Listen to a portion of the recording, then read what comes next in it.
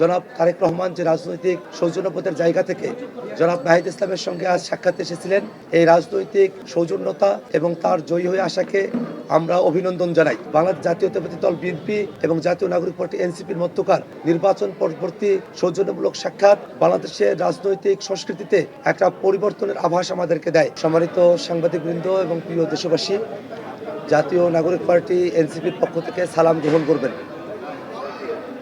বাংলাদেশ জাতীয়তাবাদী দল বিএনপির চেয়ারম্যান জনাব তারেক রহমান, মির্জা ফখরুল ইসলাম আলমগীর সহ বিএনপির নেতৃবৃন্দ নির্বাচন পরবর্তী সময়ে জাতীয় নাগরিক পার্টি এনসিপির আহ্বায়ক জনাব নাহিদ ইসলামের বাসায় আজ এসেছিলেন।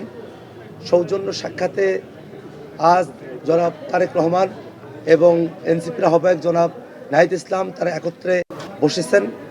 আমরা জাতীয় নাগরিক পার্টি এনসিপি যদিও নির্বাচনের ফলাফল নিয়ে কয়েকটি আসনে আমাদের প্রশ্ন রয়েছে, তথাপিও জনাব তারেক রহমান যে রাজনৈতিক সৌজন্যবোধের জায়গা থেকে জনাব নাহিদ ইসলামের সঙ্গে আজ সাক্ষাৎ এসেছিলেন, এই রাজনৈতিক সৌজন্যতা এবং তার জয়ী হয়ে আসাকে আমরা অভিনন্দন জানাই।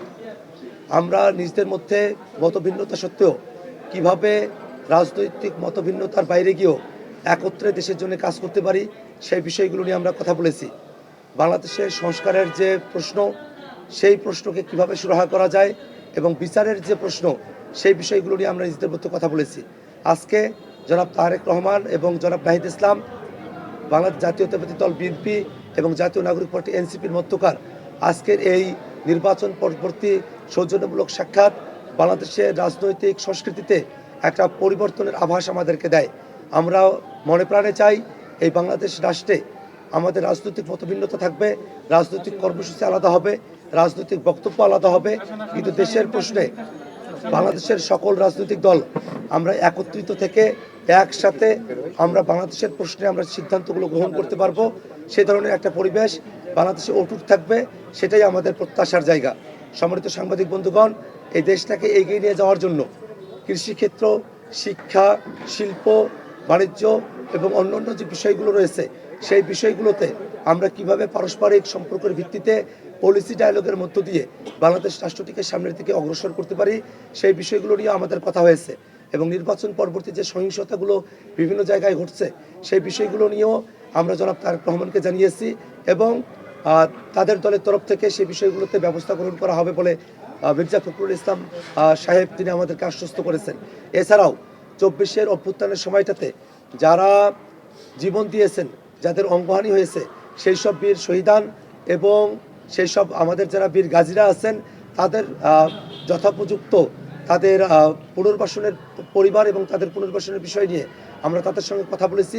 24-এর অভ্যুত্থানের বিষয়ে আমরা জনাব তারেক রহমানের সঙ্গে আমাদের কথা হয়েছে। এর বাইরে গিয়েও আমরা জাতীয় নাগরিক পার্টি এনসিপির আহ্বায়ক জনাব নাহিদ ইসলাম ফুলের তোড়া দিয়ে জনাব তারেক রহমানকে, মির্জা ফখরুল ইসলাম আলমগীর সহ বিএনপির যারা নেতৃবৃন্দ আছেন তাদেরকে তিনি স্বাগত জানিয়েছেন।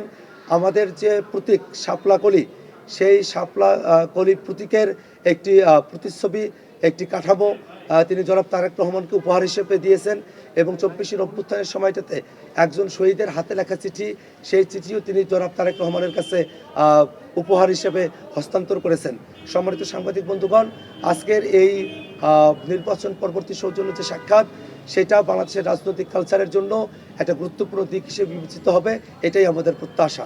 আমরা এই বাংলাদেশের রাজনীতি যে কোনো রাজনৈতিক দল যারা গণতন্ত্রের পক্ষে, যারা ফ্যাসিবাদের বিপক্ষে, যারা বাংলাদেশটাকে নতুন করে গড়তে চায়, সেই রাজনৈতিক দলগুলো আমাদের মতভিন্নতা থাকতে পারে, পলিসির ভিন্নতা থাকতে পারে, কিন্তু আমরা যাতে একত্রে বসতে পারি, সংলাপের মধ্য দিয়ে যাতে আমরা সমাধানে পৌঁছাতে পারি, সে ব্যাপারেই জনাব নাহিদ ইসলাম আহ্বান জানিয়েছেন এবং বিএনপির তরফ থেকেও যারা নেতৃবৃন্দরা এসেছিলেন তাদের সাথে আমাদের সংলাপের মধ্য দিয়েই সমস্যার সমাধানের বিষয়ে তারাও জোরারোপ করেছেন এবং আমরা আশাবাদী যে আজকের যে বৈঠক, আজকের যে সৌজন্য সাক্ষাৎ, এই সৌজন্যতার মধ্য দিয়েই, সংলাপের মধ্য দিয়েই আমরা বাংলাদেশের যে কোনো সংকটকে আমরা সমাধানের দিকে অগ্রসর করতে পারবো বলে আশাবাদী।